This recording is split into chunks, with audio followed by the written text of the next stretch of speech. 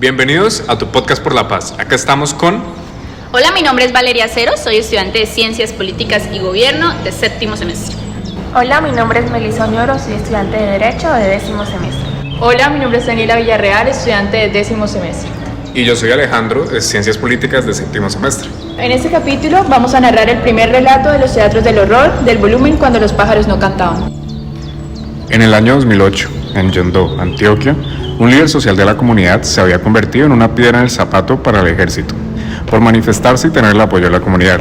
Se había vuelto incómodo para los militares. Lo que parecía ser una operación normal para Esteban, un soldado que prestaba seguridad a la base militar, se convirtió en una pesadilla que lo enfrentaría a la verdad detrás de los falsos positivos. Esteban, un soldado joven, se encontraba en un cerro de ametralladora cuando recibió órdenes de un teniente para llevar a cabo una operación en la que se pretendía dar de baja al líder social, junto con otro cabo.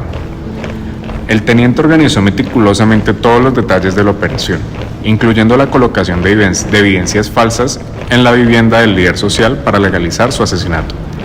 Esteban, inocente y confiado, se preparó para enfrentarse a supuestos guerrilleros, pero en realidad no sabía lo que realmente estaba por suceder. Al llegar al punto de encuentro, el teniente dio la orden a otro soldado de disparar al líder social apenas abriera la puerta de su casa. Esteban, sorprendido y enfadado, siguió las órdenes del teniente para registrar la vivienda, pero la situación se volvió aún más importante cuando el teniente plantó las evidencias falsas, disparó su arma al aire para simular un enfrentamiento. Después de la operación, el teniente informó al batallón sobre el supuesto combate. Y más tarde llegaron agentes del CTI en helicóptero para organizar la escena del crimen y hacer pasar al líder social como una baja en combate. Esteban, ya cuestionando la veracidad de la operación, se enfrentó al teniente en una discusión acalorada, pero los soldados tuvieron que intervenir para separarlos. Al día siguiente, el helicóptero regresó para llevarse el cuerpo del líder social, así como el guía que había proporcionado información sobre la vivienda del líder social. Esteban, atemorizado y cuestionando su participación en la operación, se sentía abrumado por la situación y se preguntaba por qué habría sido engañado y llevado a participar en la muerte de un líder social. A partir de ese momento, Esteban comenzó a cuestionar sus acciones y a reflexionar sobre la moralidad de la operación en la que participó. Se sintió culpable por su papel en la muerte del líder social y buscó respuestas y justicia. El trauma y la culpa por haber participado en esta operación ilegal aún lo persiguen. Ha buscado formas de reparar el daño y contribuir a la verdad y la reconciliación en su comunidad. Pero el peso de lo que sucedió sigue siendo una carga difícil de llevar. Esta historia es un testimonio de la realidad de los falsos positivos en Colombia, una práctica nefasta en la que personas inocentes son asesinadas y presentadas como guerrilleros o delincuentes, para inflar las cifras de las bajas en combate. Es un recordatorio de la importancia de la justicia, la verdad y la responsabilidad en la defensa de los derechos humanos y en la construcción de una sociedad justa y equitativa.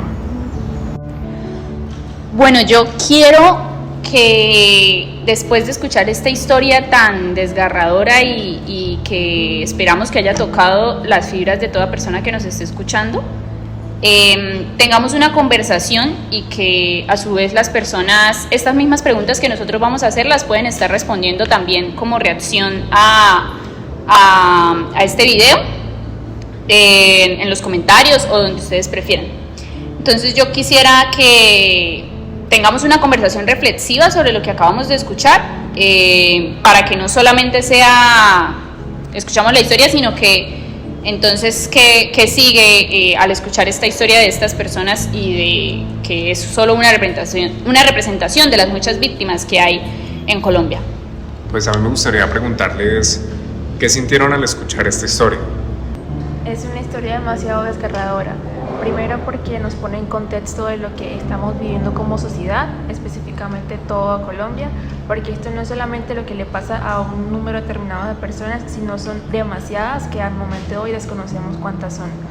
También deja en evidencia el desconocimiento que sufre la mayor parte de estas personas encargadas de estas ejecuciones extrajudiciales y que siempre los superiores jerárquicos son los encargados de atemorizar e inducir a los inferiores a que cometan este tipo de atrocidades. Bueno, yo diría que yo me siento un poco asqueada de del relato, ya que demuestra la crueldad con la que el gobierno colombiano ha actuado a lo largo de los años y se ha escudado en su legitimidad y su legalidad, y la verdad me parece desastroso. Es muy valioso lo que dice Daniela, yo creo que, y también el aporte de Melissa, yo creo que sobre todo vemos cómo cuando hablamos de las situaciones jerárquicas dentro del ejército, vemos cómo ellos infringen ese poder y usan ese poder, y lo usaron efectivamente, y posiblemente lo puedan seguir usando, para que ni personas, jóvenes, aprendices de ellos, realicen actos que ellos nunca pudieron elegir si querían realizarlos o no. A mí me hizo sentir especialmente pues mucho dolor, me da mucho dolor más que todo el final, como escuchar que él todavía eso lo persiga, como que me tocó en el fondo. Sí, realmente es demasiado triste. Podemos hacer un recorrido por el término falso positivo. Es importante conceptualizarlo, pues sabemos que falso positivo es como una forma de llamarlo que más que todo viene de la corriente del periodismo en Colombia, pero si nos preguntamos como tal qué es un falso positivo, pues tendríamos que darle el nombre que le corresponde, especialmente, que es ejecución extrajudicial. Entonces no sé si alguna de mis compañeras... Sí, claro. En esta cuestión de los falsos positivos, como ya sabemos que es un nombre, digamos, de toque periodístico, denomina más que todo el involucramiento principal del Ejército Nacional en cuanto al asesinato de civiles no beligerantes, haciéndolos pasar como bajas en combate en el marco del conflicto armado interno de Colombia. Pues como ya escuchamos, es un término muy crudo. Es esto que se vio principalmente a partir de los años 2000, 2002, que fue que se recrudeció esta práctica dentro del ejército, y pues hace poquitico salió la cifra, ¿no?, de 6.400 personas ejecutadas de manera extrajudicial, que no tuvieron acceso a un debido proceso, que no tuvieron acceso a justicia, que no tuvieron acceso a respuesta a sus familias, que todavía los siguen buscando en muchos casos porque no se les ha logrado entregar una verdad. Y me gustaría saber ustedes qué opinan acerca del impacto que ha tenido esta práctica en la sociedad colombiana. Pues honestamente siento que el impacto ha sido fuerte, ha sido contundente y que nos va a seguir marcando por muchos años más, ya que es, como decía anteriormente Valeria, estas familias todavía no tienen justicia, no saben qué pasó con sus hijos, no saben qué pasó con sus familiares, no tienen respuestas de nada, el gobierno no da respuestas de nada. Y eso es un impacto a la vida social de las personas, ¿no? Sí, o sea, claro, se convierte en impactaron su identidad y la manera en cómo llevaban sus vínculos. La manera como llevaban sus vínculos fueron impactados y la tuvieron que transformar para poder sobrevivir y seguir. Adaptarse a esto nuevo que les estaba trayendo. Y poco se habla de la revictimización que viven este tipo de personas, de familiares, amigos y allegados a las víctimas. Sí, porque es muy importante ver que pues, en Colombia se sembró el miedo a ser líder y a trabajar por la comunidad, pues ya que muchos de los falsos positivos fueron líderes sociales. Y también vale aclarar que no solo buscaban a personas así como líderes sociales que llevaran una causa, sino que además también a veces lo hacían al azar, ¿no? Exacto, o sea, sí. salían a la calle y... Como lo sucedió en Soacha. Y así, con los muchachos en Soacha que los engañaron totalmente, Que les dijeron que iban a ir a ofreciéndoles sembrar ofreciéndoles trabajo, muchachos de bajos recursos, ofreciéndoles trabajo y los terminaron asesinando. Y a su vez también pasaba con habitantes de calle, con consumidores de droga, con gente sin hogar que estaba en las calles y simplemente la elegían al azar. Gente que ellos decían, nadie va a preguntar por esta persona. Exactamente, que nadie les va a buscar. Y finalmente, esto me gustaría ver, pues, cómo ven a Colombia en el año 2050 para que se proyecte el alcance de la paz según el acuerdo final. Y también preguntémonos qué hay que hacer para que en el 2050 no vuelva a suceder, ¿no? En esa misma pregunta podemos responder eso. Para tener una paz positiva. que no es el silencio de los fusiles, sino...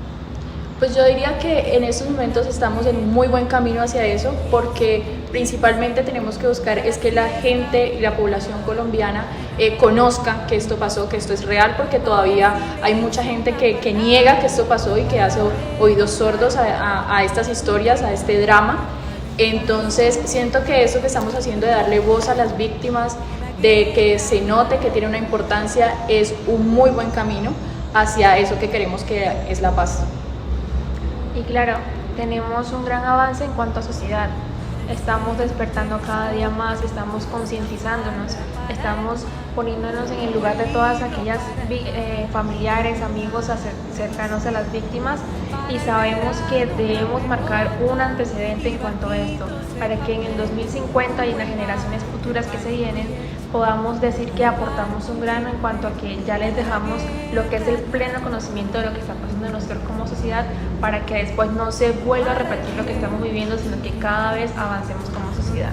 Estoy segura de que vamos por buen camino. Yo creo que con el informe final de la comisión ese trabajo va a ayudar, obviamente, y esa es su intención, a la construcción de una paz, y a que lleguemos a un año 2050 en donde podamos hablar de una paz verdadera y una paz total. Sin embargo, pues es importante insistir en que, como lo dice la Comisión de la Verdad, insistamos en que diariamente apliquemos la sana convivencia, apliquemos el diálogo, apliquemos la paz en todas nuestras relaciones, en nuestra casa, entre nuestros amigos, en todos los ámbitos de nuestra vida, para que esto se pueda reproducir y así lo aprendan las nuevas generaciones. Bueno, muchas gracias y que tengan una muy bonita tarde. Bueno, hasta luego, muchas gracias. Nos vemos en una próxima ocasión. Gracias por escucharnos y espero que hayan quedado con un mensaje. Siempre intenten construir la paz. Para el cielo un arco iris, para el bosque un ruiseño.